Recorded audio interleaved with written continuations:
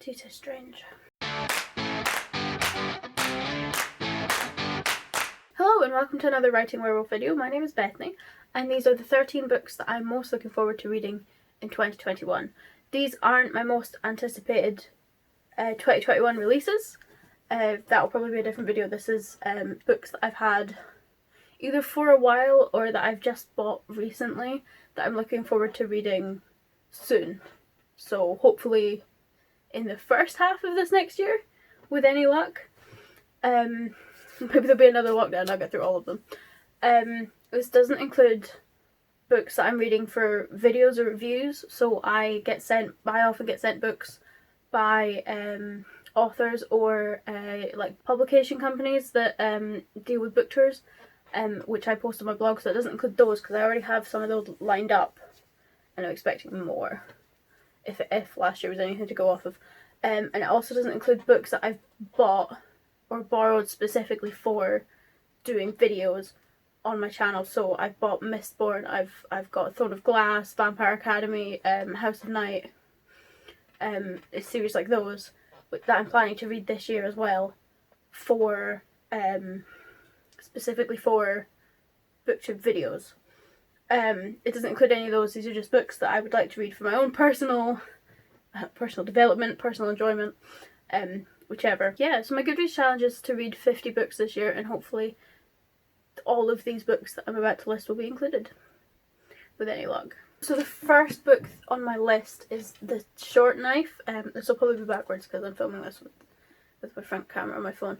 But the first book is The Short Knife by Ellen Caldicott. I got this in the 2020 June edition of BookBox Club, which is a UK based book subscription service. I used to get Owlcrite, but then it ended up being too expensive to get it shipped. It was like an extra $20 to get it shipped on top of the price, and it was putting up to like $50 or $60 a month, and I couldn't afford that. So BookBox Club was a good UK alternative. It used to be free shipping. It used to be £25 of free shipping when I first signed up, and now it's, including first class track shipping, it's £32 a month, which isn't bad. You get a pretty good, most of the books that I have on my shelf, like most of these ones, which you can't see because I'm conveniently blocking, most of them are BookBox Club editions that I've had, and the ones that I haven't read all of them, but the ones that I have read have been really good and I have really enjoyed them. Some of them are not genres that I would pick myself, but I guess that's what you get when you take a subscription service. So The Short Knife is set in Dark Ages in Britain, just after the Roman invasion. I'm not entirely sure if it's set in Scotland or not, like what we would know as Scotland now. I'm hoping it is, because I think that'd be really interesting, but nothing I've read online has like confirmed or denied that, so I'm not entirely sure. It might be set in sort of the north of England. I'm hoping it's not though, because I think it'd be really interesting if it was Scotland. Or it might be Ireland. It might be Ireland. Specifically because the second half of the blurb says, "Can May survive in a dangerous world where speaking her mother tongue might be deadly and where even the people she loves most can't be trusted?" Sort of after the Roman period in Scotland and Ireland, if you spoke Gaelic or Irish, you were seen as other and hunted, basically. A brief summary of history there. But yeah, it is also relevant to now because it is Britain sort of breaking apart, which I find quite ironic, and I think it'd be an interesting read today. I have read some reviews in which they said the protagonist sounded kind of young, but it is a young adult novel, so I mean, you expect that when you go in.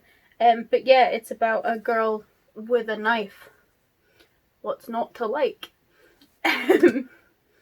I also haven't read a lot of books from this time period, so I'm quite excited to see what that's like. A lot of the books that I read aren't from the Dark Ages, or if they are, they're like fantasy novels, they're not like historical novels. So yeah, I think it'll be interesting. The next book on my list is Red Queen by Victoria Aveyard. Aveyard? I have no idea how to pronounce her name. That might come up more than once. So this is a book that's been out for a while, and I'm not entirely sure how many books there are in the series. I have the first 3. I picked them up at The Works. Yeah, The Works is a UK based shop on a high street where you can get books cheap, and they also sell craft stuff and like kids things, stuff like that. You can get box sets and you can get series for like £5 or £10 for like 3 or 4 books, which is really good. I know they do. I didn't get my A Song of Ice and Fire box set from there, but I know they do A Song of Ice and Fire for, I think it's £25 or £30, which isn't bad. I think it's like there's like 7 or 8 books. Yeah, but Red Queen, from what I know of it, it was big on Book Tumblr for a while. When I was on Book Tumblr, it was quite big on Book Tumblr, and it was quite big on Book Instagram. The first time I was on Bookstagram, I had like one Bookstagram account. It was like half books and half studying, and then I got rid of it. I got bored and deleted it and started a new one, which is the one I have now. Yeah, so it involves magic, it involves deception, it's kind of like, it's like fantasy court, like royalty, but with magic, which I quite like. I have the first 3. I have this one, I have Glassword, and I have King's Cage, and hopefully, I'm hoping to read all 3 of them. If I get the first one done, that'll be fine, depending on how much I like it. If not, I'll be unhauling it. Maybe I'll do an unhaul video later on. But yeah, it seems pretty. There's a lot of books that are big on like Bookstagram and that I haven't read purely because I didn't like the sound of them. Things like Shatter Me or The Selection. So they've got a girl in a big ball gown on the front that I generally tend not to read them. And they might be great. It's just personal. I just don't care enough to read them if they're not outright about murder. I'm gonna give this a go this year, and hopefully it'll be worth the wait. So the next book is The Name of the Wind by Patrick Rothfuss. I've had this for literal years, like 3 or 4 years now, and I still haven't read it. I think I picked it up in Glasgow, and it's high fantasy. It's the first of the Kingkiller Chronicles, and I hear this talked about a lot on Reddit alongside Brandon Sanderson novels like Mistborn, which I will be doing a video on eventually. And it is this is kind of like 2 different ends of the spectrum of reviews. Either people say it's amazing or people say it's not worth it. But I bought this at the same time that I bought The Lies of Locke Lamora, and it took me 2 years to read The Lies of Locke Lamora. I just kept putting it off because I was like, oh, high fantasy, I'm not really in the mood for proper high classic fantasy. And then I read The Lies of Locke Lamora and I loved it. I loved it so much, and hopefully this will be the same, because this gives me the same sort of vibes. I used to get them mixed up when they were on my shelf. I used to be like, which one's which? Hopefully this will give me the same sort of vibes as The Lies of Locke Lamora, and then maybe I'll get the sequels. I have read Seas Under Red Skies as well, which I haven't read yet, which is a sequel to The Lies of Locke Lamora, and the sequel to this is not in here.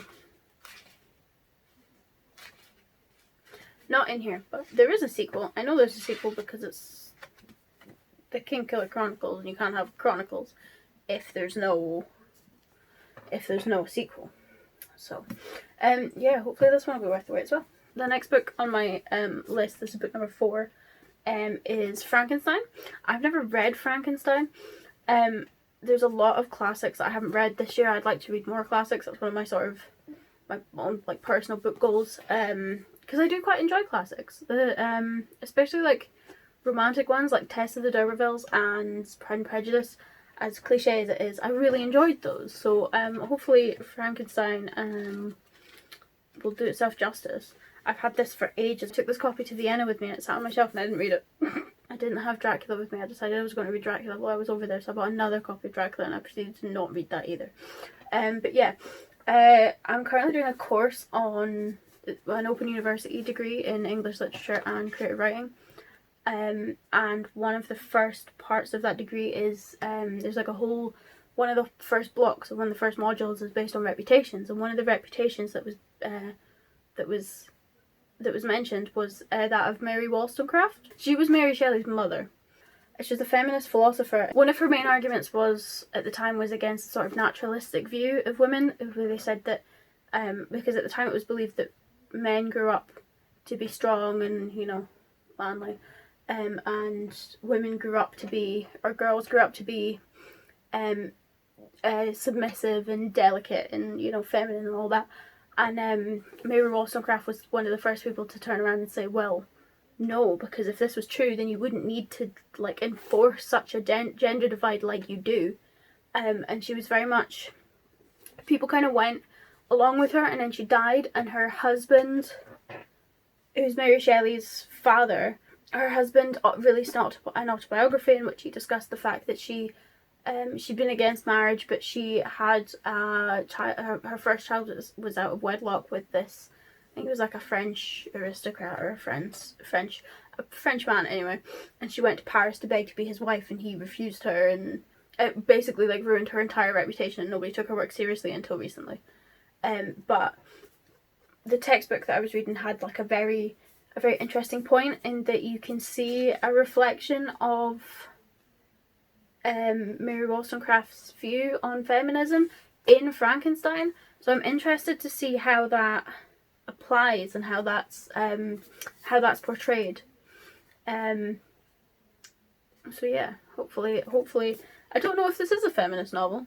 I haven't read it.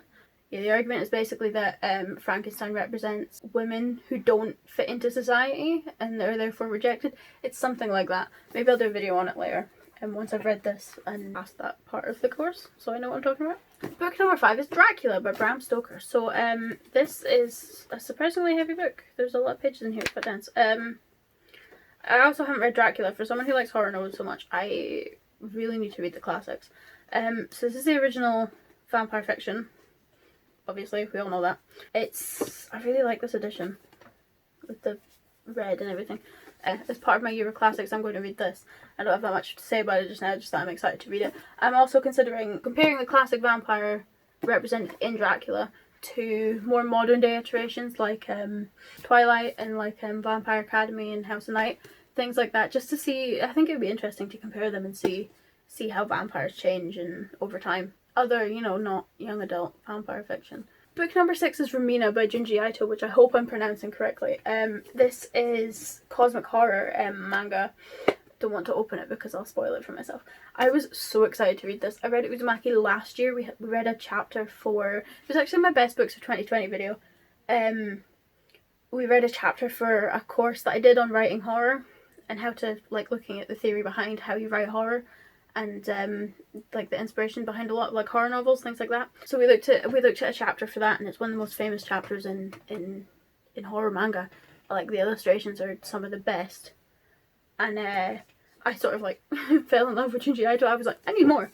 So Romina is about a planet that basically a planet that comes out of a wormhole and starts enacting weird effects on the earth, and it ends in catastrophe apparently. Funny story with this one actually, because I heard that the English translation was supposed to be released in December 15th last year, so I placed an order for it, and I think that must have been the American date, because when I looked for it on Amazon and I looked for it on Waterstones and I looked for it on like Book Depository and stuff like that, and everything was saying January, which was fair enough. So I ordered it on Amazon. I had a gift voucher and I ordered it on Amazon. And it got to the 11th and I was like, my book's going to come, I'm so excited. And it turned out that they didn't have it in stock anywhere. And I was like, oh, okay. So I cancelled that order and I found it on Book Depository. Yes, I cancelled the Amazon order and I checked on Waterstones and it was quite expensive on Waterstones. And I checked on Book Depository and they had it on Book Depository, and I ordered it on Book Depository and it came a couple of days later. And now I have it and I'm so excited, and it's not in Japanese, it is in English, I have checked. So I can actually read it and it'll be exciting. But yeah, I can't wait to read this. If it's anything like Uzumaki, I already know I'm going to love it. I'm getting into cosmic horror a lot more now. At first I didn't know what it was, but now I think it's one of my favourite genres. I'm going to follow it up with some Lovecraft, I think, because I have never read Lovecraft. I've only read sort of short stories that are based off of Lovecraft's work, so I have a big book, like a big collection of Lovecraft stories, so we're going to try that after I read this. Book number 7 is King of Scars by Leigh Bardugo. Giving up on pronouncing author names. I first read the Grisha verse novel, like the first 3, Well, all like the, like the trilogy. I read them a couple of years ago. I want to reread them this year actually. This video doesn't include rereads. Yeah, I'd like to reread them, but I might reread them this year. But I thought they were okay. I didn't think they were amazing. And then I tried Six of Crows, and Six of Crows, I loved Six of Crows, and I loved Crooked Kingdom, and I have the collector's editions, and they're so beautiful. And then when this came out, I bought this, and I haven't read it yet. I think I pre-ordered this. Yeah, so I've had it since it came out, and I still haven't read it yet. Just because I just really liked Nikolai in the Grishaverse, and I wanted to reread the Grishaverse, and then reread Six of Crows, and then read this, and I never got around to it. So, but I know the sequel's coming out in March or April. The sequel's coming out soon, anyway, and I'm hoping that I can be able to read all of them. This is 13 books I'm looking forward to this year. Is all of the series that I've mentioned so far. Hopefully I can read this before the sequel comes out, and then I can get the sequel. Book number 8 is Things We Stay in the Dark by Kirsty Logan. So this is a bit different to the rest of them. This is a collection of short horror stories. Kirsty Logan is a Scottish author. So I first heard about this book when I was doing my writing horror course that I mentioned earlier. We had it was like a weekly course, and one of the topics that we had one week was on form, an experimental form, and how we write, how we make things scary while looking at different forms. So we had this book as an example, and we had House of Leaves as an example on how to use form, because House of Leaves is really unsettling. It's very uncanny valley. I liked it, but it freaked me out. Which is probably why I liked it. So this is a collection of short horror stories. I've already read one. It's called The World's More Full of Weeping Than You Can Understand, and it's basically, you have the story, and the story is just this basic story about a day out, to go and see like a magician show, and then it's got a ton of footnotes in it. It has 19 footnotes in it, and the real stories in the footnotes. And it's, you read it once without the footnotes, and then you go back and you read it with the footnotes, and you're like, oh my god, that's terrifying. And I think there's one about house adverts in here as well that's quite creepy that we read as well. I think it was in here, I can't remember. But yeah, I searched forever to get this, and as soon as it came out in paperback, I was like, I'm having it. I'm very excited to be reading this. Book number 9 is June. June? I don't know. Like sand dunes, I would pronounce it June. I don't know how it's supposed to be pronounced. But anyway, June by Frank Herbert. So this is a 50th anniversary edition that I got, which looks pretty much like the original edition that I found online, but it says 50th edition. It's fine. So there's a film coming out. June. I haven't seen the original June film, but I know the remake's coming. It's supposed to be coming out this year with Timothée Chalamet in it and Zendaya, and I love Zendaya. So I was like, I'm going to see this film just for Zendaya, but I want to read the book first, because obviously I don't know when the film's actually coming out. It might be pushed back because of current events. So from what I've seen, this is classed as pretty like must-read sci-fi, and I'd like to get more into sci-fi. I'm very into speculative fiction, but it's mostly fantasy and horror, so I'd like to branch out and do sci-fi a bit, and then also do alternate history. That's speculative fiction as well, isn't it? Yeah, alternate history. So I'd like to sort of branch out and do more of those books. Why did I pick June? I don't know. It appealed to me. It has giant sandworms, and I like that. I like the giant sandworms. But yeah, also I think it's hilarious that the main character's name is Paul, because when I was a kid, one of my best friends was called Paul, and I can't imagine him having adventures ever. What time was that? Book number 10 is Good Omens by Terry Pratchett and Neil Gaiman. So late as usual, I saw the TV series last year, about 3 years after it came out. But I really enjoyed it. I thought it was hilarious, and I think that probably was due to David Tennant and Michael Sheen and how they are both absolutely incredible. But I decided after watching it, I decided that I had to read the book. So I got this beautiful edition. I really love this edition. I think it's so pretty. I've read a couple of Terry Pratchett novels before. I have, as you can see, this shelf is mostly Terry Pratchett novels. I haven't read them all yet, but I'm getting around to it. I've read a couple, and I really, really enjoyed them. I thought they were hilarious. Neil Gaiman, on the other hand, I've read Stardust and I've read Coraline, and there's something about his writing that I don't know how to describe it, but I'm not the biggest fan. And also, travelling halfway around the world in the pandemic, we're not going to talk about that. We won't, that's to discuss another day. So I'm curious to see how much of each comes through in this. I'm hoping it's mostly Terry Pratchett. I'm hoping it's not predominantly Neil Gaiman, but we'll find out, and that'll be an interesting ride. Number 10 is a book that I received earlier this week in the post. It is Shuggie Bain. So Shuggie Bain was the 2020 Booker Prize winner. It is set in Glasgow in the 1980s, about a sort of general family life and alcoholism and sort of just general dysfunctional family life. It was recommended by Nicola Sturgeon, I think. I'm pretty sure this is one of the books she recommended, and I'm very intrigued to see what it's like. It is. I lived in Glasgow for like 4 or 5 years, and it feels very much like home. And there's not. Sometimes you just crave that, where you just crave a book that feels like home. And I think, even though it's set in the 80s and I was not alive then, I think having a book that sort of explores the sort of more, it's not gritty like crime, but it's like ones that don't have a lot of fantasy elements, ones that are more like books that are more down to earth and more sort of real.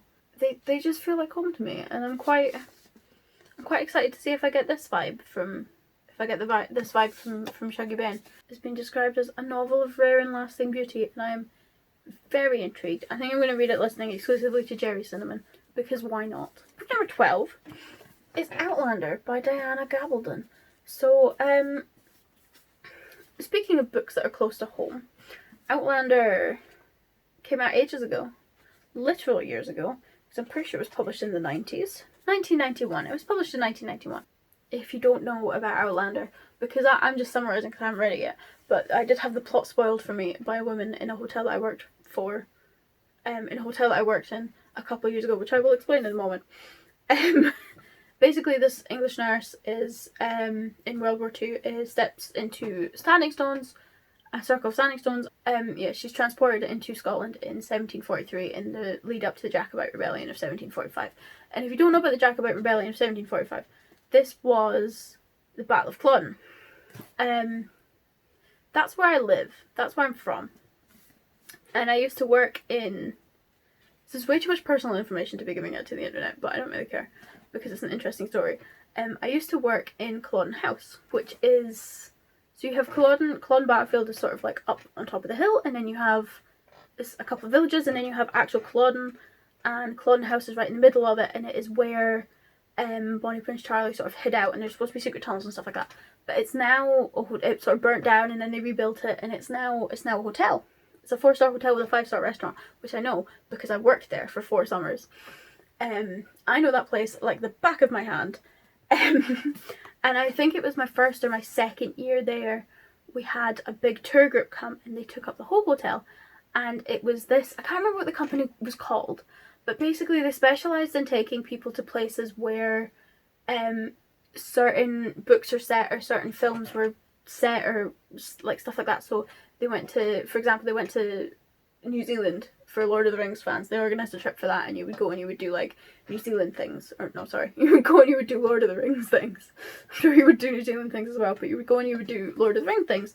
And one of the things that they did was that they organised an Outlander tour, and they all came and they all stayed at Culloden House. I think it was for like 2 nights or something like that. They're not long trips at all. I was taking an order off of this table of these 2 very nice women, and one of them turned to me and she went, they were telling me about their tour, about their trip, and she went, oh, do you know about Outlander? And I was like, no, I actually have the book, because I bought this at the time. I had this sitting on my shelf, because I've had my copies of I have the first 4 Outlander books, and they've been sitting there for, it was like a box set, a very nice box set, and I've had them for like 4 or 5 years now. Must be 5 or 6 actually. must be 5 or 6. So I had these, but I hadn't read them yet, and it was just sort of when it must have been the first or the second season of Outlander was coming out, and she was like, "Oh, have you seen it?" And I was like, "No, I haven't seen it." And she proceeded to explain the entire plot to me of the entire first season, and I was like, "Okay, well, there's no point in me reading the book now, but I've forgotten everything she said, so now I'm going to read it." I've also actually met Diana Gabaldon. She stays at Clone House when she writes these, and she's actually really nice. She normally stays in the same room each time. She was very nice and very pleasant to talk to. But basically, I'd like to see what the fuss is about, because having grown up in this area, obviously it won't resemble what it's described as in here, because you know that was 300 years ago. But I'm hoping that maybe I can like see how well it compares to modern day and see if it's really, you know, worth all the fuss. I want to do the same thing with this book called The Lock by Steve Altern. If you've seen the film The Meg with Jason Statham, that was based on a book written by the same author, and he also wrote The Lock, which is about Nessie, which is about the Loch Ness monster. It's I was gonna do a book and because it's set in like 2003, 2004, 2005, something like that. I was alive then. I know what Inverness looks like. It's set for the most part in Inverness, around Loch Ness, and I thought, oh, you know what, I'll read this book and I'll compare it to what it's actually like, and you know, we'll have a good laugh. And it infuriated me so much that I had to put it down, and I tried to write a review and I just swore the entire time. So maybe I'll reread that again and do it on camera and get all my anger out, because it was the most misogynistic, factually incorrect book I've ever read in my life. That's what happens when you get stereotyped as angry alcoholics. Because that was the only portrayal of Scottish people that there was in that book. Finally, number 13 is The Long Way to a Small Angry Planet by Becky Chambers. I've had this book for a while as well. I actually have the first 3, I think there's 4 now. So I have this one, I have A Close and Common Orbit, and I have Record of a Spaceborne Few. And I think is it The Galaxy and the Ground Within is the 4th one, and I don't know if it's already out or if it's coming out this year. But I'm intending to get that at some point. So this was one of the books that I saw on, is it Bookstagram or Booktumblr? One of them.